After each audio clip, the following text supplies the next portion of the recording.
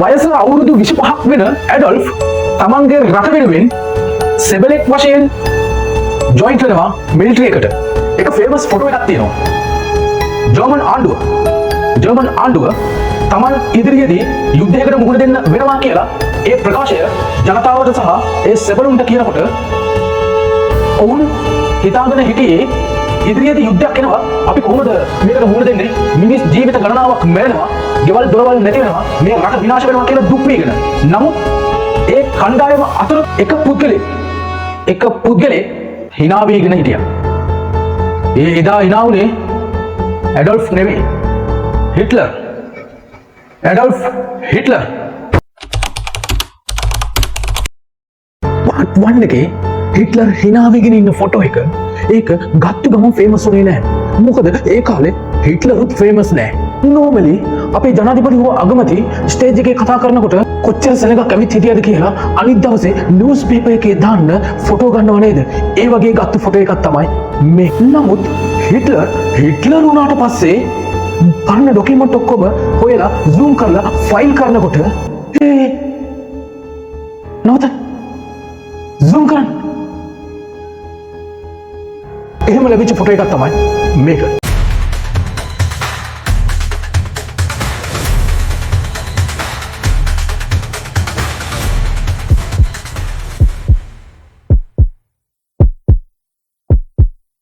First part එකේ අවසානයේට Hitler හමුදාවට joint වෙලා යුද්ධය කවදද එන්නේ කියලා බලාගෙන හිටියා.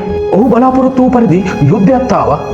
හමුදාවේ පොඩි ගෲප් එකක් වෙන බවරියන් ඉන්ෆිනිටි රෙජිමන්ට් ඒකට ජොයින්ට් වෙනවා මෙසෙන්ජර් විදිහට හිට්ලර්. මෙසෙන්ජර් කියන්නේ අපි යුද්ධයක් කියලා කියපු ගමන් බාහුබලි ෆිල්ම් එකේ එනවා වගේ කට්ටිය දෙකවලම එකතු වෙලා ග්‍රවුන්ඩ් එකක් චොයිස් කරලා දෙන්නම කෑ ගහගෙන ඇවිල්ලා රණ්ඩු වෙලා කරන යුද්ධය වගේ නෙවෙයි මේක. ඇත්තටම වාර් එකක් කොහොම වෙනවද කියලා කිව්වොත් එහෙම ලොකු රටක කොච්චර ලක්ෂ ගානක සෙබළුන් ඉන්නවද?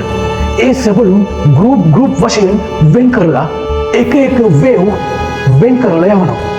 ඒ සටන් කරන ප්‍රදේශ දුර කිලෝමීටර් 400ක් 500ක් පමණ තියෙනවා. ඒ කිලෝමීටර් 300න් ටෙන්ට් එකක් දාගෙන ස්ට්‍රැටජයිස් කරනවා. ඒක ප්ලෑන් කරන්නේ ෆස්ට් වේව් එක ගියාද?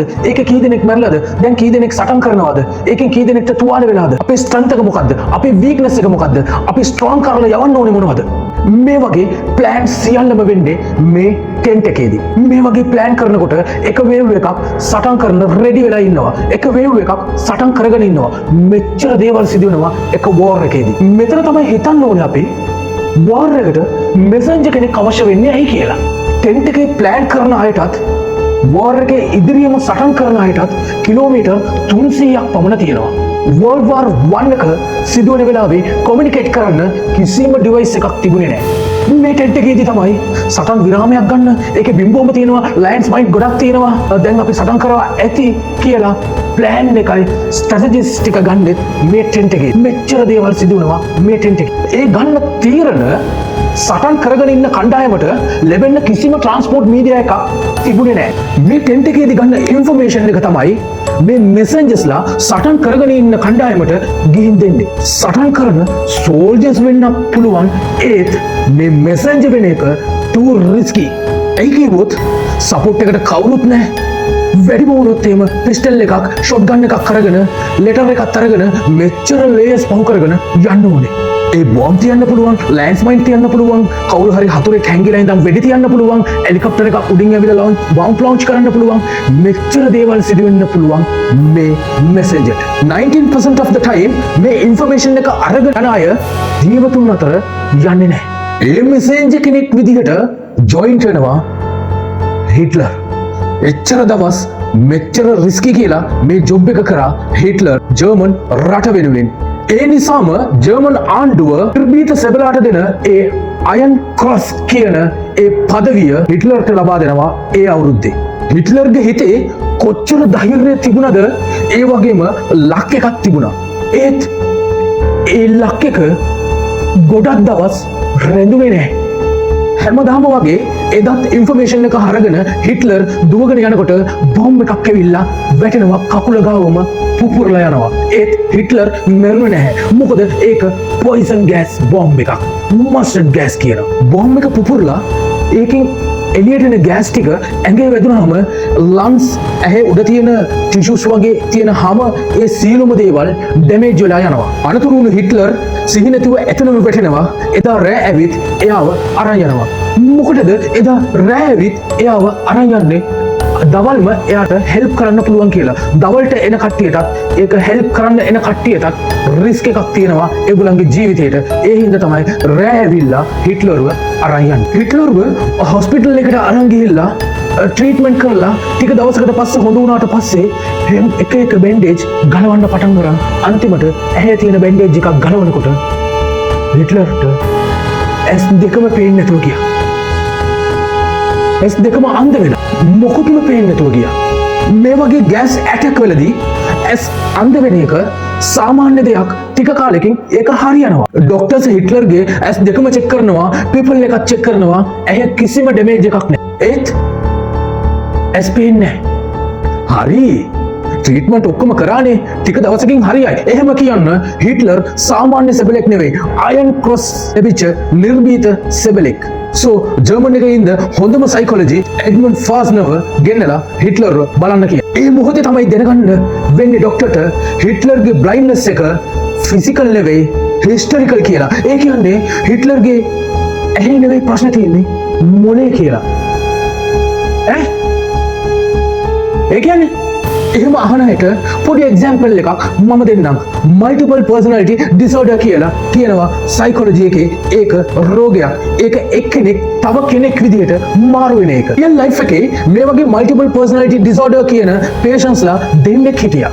එක පේෂන්ට් බීස්ට් මීමස්ස දෂ්ට කිරීමෙන් සපෝස් මීමස්ස විදලා නියමිත වෙලාවට ට්‍රීට්මන්ට් එක කළේ නැත්නම් මරණය පවා වෙන්න පුළුවන්. DID ඩිසෝඩර් පරීක්ෂාවේදී එයා වෙන කෙනෙක් විදිහට හිටපු නිසා එයාව මීමස්සන් දෂ්ට කරලා මොකුත් උනේ නැහැ. මොකද එයා වෙන කැරක්ටර් කෙනෙක් විදිහටයි එතන හිටියේ. දෙවෙනි පේෂන්ට් එහේ වැඩිපුර පවර් එකක් තිබුණා. එයාට කණ්ණාඩිය දාන්න නැතුව ඉන්නම බෑ. නමුත් එයා වෙන කැරක්ටර් කෙනෙක් වෙලා ඉන්න වෙලාවේ එයාට ඒ ගැන මොකුත්ම කිසිම දැනීමක් තිබුණේ නැහැ. නෝමල් මිනිහෙක් වගේ තමයි හිටියේ. ඒ ඇස්මයි, ඒ ශරීරයමයි, ඒ ඇලර්ජික් එකමයි. නමුත් ඒගොල්ලෝ වෙන කෙනෙක් විදිහට ඒ මොලෙන් විශ්වාස කරපු නිසා එයාට මොකුත්ම උනේ නැහැ. මේක සයිකොලොජි එඩ්මන්ඩ් ෆාස්නර් තේරුම් ගත්තා. හිට්ලර්ගේ ඇස් දෙකම හොඳටයි තියෙන්නේ. නමුත් බෝම්බ එක පුපුරපු ඒ ෂොක් එක නිසා, ඒ මොලේට ආපු ෂොක් එක නිසා හිට්ලර්ගේ ඇස් දෙකම අන්ධ වෙලා තියෙන්නේ. වෙන විදිහක්ම නැහැ. මොකද මීට කලින් මේ වගේ දෙයක් සිදු වෙලා තිබ්බොත් තමයි මොන ට්‍රීට්මන්ට් එකද දෙන්න පුළුවන් කියලා කල්පනා කරන්න පුළුවන් ඩොක්ටර්ට. නමුත් හිට්ලර්ට මේකට මොන ට්‍රීට්මන්ට් එකද දෙන්න කියලා එඩ්මන්ඩ් ෆාස්නර් හිතුවෙත් නැහැ. So කළුවර කාමරයකට හිට්ලර් එක්කන් ගිහිල්ලා සම්පූර්ණම ලයිට් ඔක්කොම නිවලා කැන්ඩල් එකක් පත්තු කරලා හිට්ලර්ගේ මූණට කෙලින් තියලා මේ එළිය පේනවද? මේ කැන්ඩල් එක පේනවද? මේ කැන්ඩල් එක පේනවද?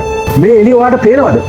කියලා හිට්ලර්ගෙන් විටින් විට නැවත එඩ්මන්ඩ් ෆාස්නර් අහන්න පටන් ගත්තා. නමුත් හිට්ලර්ට ඇත්තටම ඒ කිසිම දෙයක් පෙනුන්නේ නැහැ. ඒ වෙලාවේ තමයි එඩ්මන්ඩ් ෆාස්නර් හිට්ලර්ගේ ඊගෝ එක බූස්ට් කරන්නේ. උඹගේ ඉදිරියේ තමයි මේ කැන්ඩල් එක තියෙන්නේ. උඹට බලන්න පුළුවන්. කීප වතාවක්ම මෙසේජ් එක අරන් ගිහින් මරණය ලං වෙන්න නැතුව ආවේ උඹ විතරයි. මොකද දෙවියන්ටත් උඹ ඔච්චර කැමති. මේ ඉන්න සෙබළුන් අතරින් බෙස්ම සෝල්ජර් උඹ විතරයි. ඒක නැවත එඩ්මන්ඩ් ෆාස්නර් හිට්ලර්ට කියාගෙනම හිටියා. ඩේලි නැවත මේ ගැනම කියලා කිසිම පළක් නැහැ කියලා ෆාස්නර් යුරෝපියන් රේන්ජ් එකට ඇවිල්ලා දෙවියන්ව ඔබ විශ්වාස කරනකොට උඹට ඔබ විශ්වාස නැත්ද? අපේ රට ජයග්‍රහණය කරන්නම නිර්මාණය කරපු සෝල්ජර් කෙනෙක් ඔබ. ඒත් අපි එහෙ සටන් කරනවා, ඔබ මෙහෙ නිදාගෙන ඉන්නවා. මේ රට පරාජය වුණොත්, මේ ජර්මන් එක පරාජය වුණොත් ඒකට සම්පූර්ණ හේතුව උඹ විතරයි. උඹ දැන් නැගිටලා ආවොත් පමණයි, ඔබ විශ්වාස කරොත් පමණයි ජර්මන් රට දිනන්නේ. එහෙම කියපු සුළු මොහොතකින් හිට්ලර්ගේ අතින් ඒ කැන්ඩල් එක නිවලා තියෙනවා. එඩ්මන්ඩ් ෆාස්නර් පුදුම වුණා. හිට්ලර්ගේ ඇස් විතරක් ෆාස්නර් එරියේ නැහැ.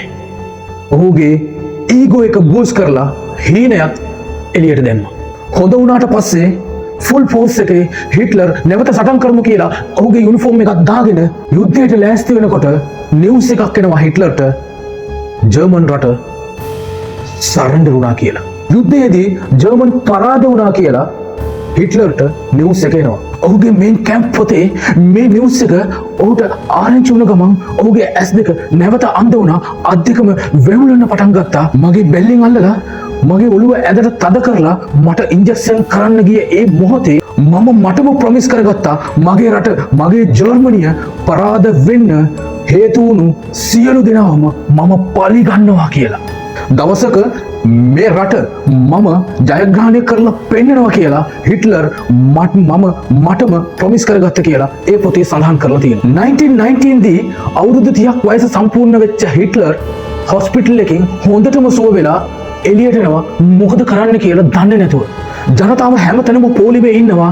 රජෙන් දෙන කෑම එක ගන්න අතේ භාජනයක් එක්ක බිල්ඩින්ග්ස් ඔක්කොම කඩන් වැටිලා ජර්මනිය කොහොම තියෙන්න එපා කියලා හිතුවද එදා එහෙම තිබුණා. ජර්මනිය ළඟ හමුදාව තිබුණා, ස්ට්‍රැටජිස් තිබුණා, ප්ලෑන් එකක් තිබුණා, සෝල්ජර්ස්ලා හිටියා. එහෙනම් ඒ පරාජය වුණේ කියලා හිට්ලර් හිතපු වෙලාවේ තමයි විපක්ෂය තමයි මේකට සම්පූර්ණ හේතුව. ඒගොල්ලෝ තමයි ඔපොසිට් ටීම් එකත් එක්ක ඩීල් ගහන්නේ. මේකට සම්පූර්ණ හේතුවම විපක්ෂය තමයි කියලා තරයේ විශ්වාස කරා හිට්ලර්. විපක්ෂයේ කවුරුන්ද සිටින්නේ? වැඩිපුරම ජූස්ලා. යුදෙවරු birds of the same feather flock together කියනවා. එකම පිහාට කුරුල්ලෝ එකට එකතු වෙති. දවසක් මිඩ්නයිට් බාර් එකේ පොඩි පාටි එකක් පොඩි මීටින් එකක් තියෙනවා කියලා ආරංචි වෙලා හිට්ලර් යනවා. ගිහින් බලනකොට තමයි හිට්ලර්ට තේරුම් ගන්නේ ජර්මන් වර්කර්ස් පාර්ටිය කියලා පොඩි දේශපාලන පක්ෂ නායකයන් 10 දෙනෙක් විතර 300 400ක් විතර ෆලෝවර්ස්ලා ඉන්න පොලිටිකල් පක්ෂයක් තමයි ඒක. ඒත් හිට්ලර් ඒගේ මොකද ඒ අයගෙත් හතුරා ජූස් යුදෙවරු. ඒ නයිට් එක ජර්මන් පාර්ටි එකේ කෙනෙක් ඒ බාර් එකේ සෙන්ටර් එකටම වෙලා කතා කරන්න පටන් ගත්තා. මේ ජූස්ලා හින්දා තමයි අපි මෙච්චර අනාථ වෙලා ඉන්නේ. ජූස්ලා ළඟ තමයි අපේ සල්ලි ටික ඔක්කොම කියනවා කතා කරන ඉවරයක් නැහැ.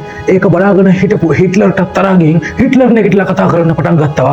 බලාගෙන හිටපු අය වාඩි වෙලා හිටපු අය බියර් එක ටේබල් එකේ තියලා අත්පුඩි ගන්න පටන් ගත්තා. හිට්ලර් කොච්චර හොඳට කතා කරාද කියලා කිව්වොත් ඒ නයිට් එකේම ඒ පාටි එකේ ලීඩර් වුණා හිට්ලර්. ඒ නයිට් එකට කලින් හිට්ලර් කවුද කියලා කවුරුත්ම දන්නේ නැහැ. ඒ පක්ෂය මාස කීයක් රන් කළාද කියලාවත් දන්නේ නැහැ. එකම එක කතාවක් එක නයිට් එකකින් එක කතාවකින් ඒ පාටි එකේම ලීඩර් වුණා Hitler. A pack of wolves lead by a lion is a pack of lions කියනවා. සිංහයෙකු විසින් මෙහෙයවනු ලබන වෘක සමූහයක් සිංහ සමූහයක්. සමාජිකයන් 300ක් 400ක් විතර පමණ තිබ්බ නැෂනලිස්ට් සෝෂියලිස්ට් ජර්මන්ස් වර්කර්ස් පාර්ටි නාට්සි පාර්ටි ජර්මනියේ ලොකුම පක්ෂය වුණා. ඒත් එකම අවුරුද්දේ 95% කට්ටිය මේ කොඩිය දැකලා ඇති. මේ නාට්සි පක්ෂයේ කොඩියයි. මේ පාටි එක පටන් ගන්නකොටම ටිකක් විරුද්ධත්වයක් තිබුණා. හිට්ලර් වගේම World War 1 එකට ගිය ටෆ් එකේ හිටිය හැමෝම එකතු කරා. ඒකට බ්‍රවුන් ෂර්ට් කියලා නම තියලා ගෑන් එකක් ෆෝම් කරා. හිට්ලර්ට කවුරු විරුද්ධ වුණත් ගහලා පන්නනවා විතරක් නෙවෙයි කීප දෙනෙක්ව මරලම දැම්මා. මොකද පොඩි කාලේ හිට්ලර්ගේ තාත්තා නොකියා කියලා දුන් පාඩම වයලන්ස්. දැන් ඔයාලට ප්‍රශ්නයක් මතුවෙයි. හිට්ලර් ජර්මනියේ ලීඩර් කෙනෙක් වෙන්න ඕන නම් ඇයි මේ ජනතාවට ගහලා මරලා මෙහෙම ලීඩර් කෙනෙක් වෙන්න පුළුවන්ද? ඉලෙක්ෂන් එකට පාටිසිපන්ට් වෙන්න එපයි කියලා. ඒ ප්‍රශ්නේ ඔයගලන්ට හිට්ලර්ගේ ආසාව ජය ගන්න ඕනේ. නමුත් ඉලෙක්ෂන් එකෙන් නෙවෙයි බයි පෝස් බය කරලා බල කරලා. හරියටම ඒ වෙලාවේ තමයි ඉතාලියේ බෙනිටෝ මුසෝලිනි කියන කෙනා 30000ක් විතර පිරිසක් එක්කරගෙන රටේ ප්‍රධානියා ගාවට යනවා. ගිහින් කියනවා මගේ පිටිපස්සේ 30000ක විතර පිරිසක් ඉන්නවා. දැන් මට මේ රටේ ලීඩර් එක දුන්නේ නැත්තම් මොනව වෙයිද කියලා මම දන්නේ නැහැ කියලා. එහෙම බය කරලා ටෝටල් ඉතාලියම ලීඩර් වුණා බෙනිටෝ මුසෝලිනි. මේක දැකපු ගමන් ඉදිරියට මොනවද කරන්න ඕනේ කියලා හිට්ලර්ට මතක් වුණා. ජර්මනියේ ප්‍රයිම් මිනිස්ටර් ගෝස්ටාව් වර්කර් මන්ත්‍රීලත් එක්ක පොඩි මීටින් හෝල් එකේ මීට් වෙලා ඉන්නකොට එකපාරටම හිට්ලර් 600ක් විතර පිරිසක් එකතු කරගෙන මීටින් හෝල් එකම කඩාගෙන ඇතුළට එනවා. ආපු මොහොතම හිට්ලර්ගේ පිස්ටල් එක අරගෙන සිවිලියට වෙඩි තියලා ප්‍රයිම් මිනිස්ටර්ව සරෙන්ඩර් වෙන්න තියලා තියෙනවා. ඒත් එක්කම ළඟ හිටපු 600 දෙනත් එක්ක තවත් සුළු පිරිසක් එකතු කරගෙන ටෝටල් ජර්මනියම ස්කෙච් කරන්න ඕනේ කැප්චර් කරන්න ඕනේ කියලා හිතාගෙන පාර්ලිමේන්තු පැත්තට ගමන් කරනවා හිට්ලර්. නමුත් ඉටලියේ රීසන්ට්ලි මේ වගේ ප්‍රශ්නයක් ඇති වුන නිසා ස්ටේට් පොලිස් alert වෙනවා. 1000ක් විතර පිරිස් open gun shoot කරනවා state police. on the spot 14 දෙනෙක් මිය යනවා. ටිකක් තුවාල සිදු වුණු හිට්ලර් පැනලා දුවනවා. එක තැනක් නැහැර දවස් දෙකක් හොයපුවකින් හිට්ලර්ව අල්ලගන්න පුළුවන් වෙනවා. රටට විරුද්ධව වැරද්දක් කරපු හේතුවෙන් ට්‍රේසන් කේස් නඩුව දාලා ඒ වැරද්ද හිට්ලර්ට පටවලා ජේල් එකට දානවා හිට්ලර්ව. අවුරුදු 5කට එළියට එන්න බෑ. එච්චර තමයි. හිට්ලර්ගේ කතාව ඉවරයි.